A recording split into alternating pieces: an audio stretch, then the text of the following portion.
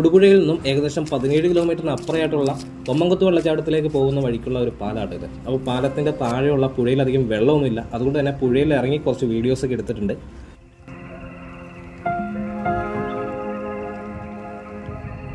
അതുപോലെ തന്നെ ഇതേപോലെയുള്ള പാലങ്ങൾ ഇവിടെ ധാരാളം ഉണ്ട് കേട്ടോ. നമ്മുടെ പുലിമുരുകൻ സിനിമയിലൊക്കെ കണ്ടിട്ടുള്ള പാലയില്ലേ, അത് ഇവിടുന്ന് ഏകദേശം 10-12 കിലോമീറ്റർ ഉള്ളൂ. അപ്പോൾ ഈ ഏരിയയിലുള്ള പാലമൊക്കെ ഇതേപോലത്തെ പാലം. അപ്പോൾ ഇതുകൂടെയൊക്കെ വണ്ടികളൊക്കെ പോകുന്നത് കാണാൻ ഒരു പ്രത്യേക ഭംഗിയാണ്.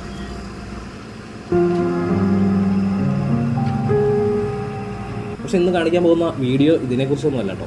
കേരള വനം വന്യജീവി വകുപ്പിൻ്റെ കീഴിലുള്ള നഗരവനം എന്നുള്ള ഒരു കാട് കാണിക്കാനാണ് ഈ ഒരു വീഡിയോ എടുത്തത്.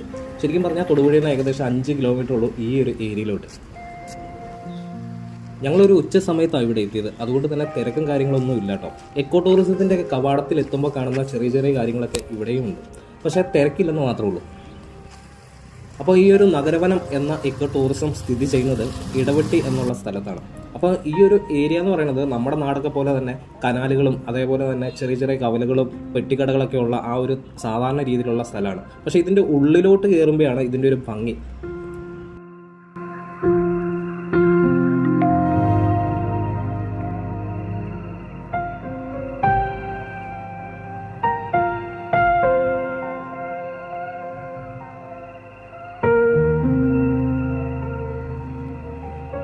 അങ്ങനെ നമ്മൾ കാടിൻ്റെ ഉള്ളിലോട്ട് കയറിക്കൊണ്ടിരിക്കുകയാണ്. അപ്പം നമ്മൾ പോകുന്ന ഈ ഒരു പാത ഉണ്ടല്ലോ, ടൈലൊക്കെ ഇട്ട ഈ ഒരു വഴി, അപ്പോൾ ഇതാണ് ഈ ഒരു കാടിൻ്റെ ഏറ്റവും വലിയ ഹൈലൈറ്റ് എന്നാണ് എനിക്ക് തോന്നിയത്.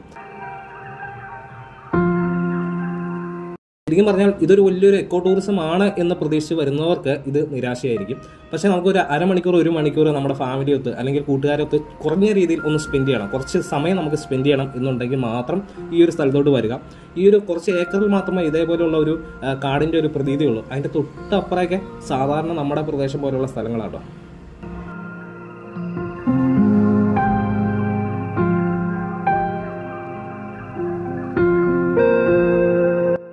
ഈ ഒരു സ്ഥലത്തിൻ്റെ മറ്റൊരു പ്രത്യേകതയായിട്ട് എനിക്ക് തോന്നിയത് വളരെ സൈലൻ്റ് ആയിട്ടുള്ള ഒരു സ്ഥലമാണ്, വളരെ സ്വസ്ഥമായിട്ട് ഇരിക്കാൻ പറ്റുന്ന ഒരു സ്ഥലമാണ്.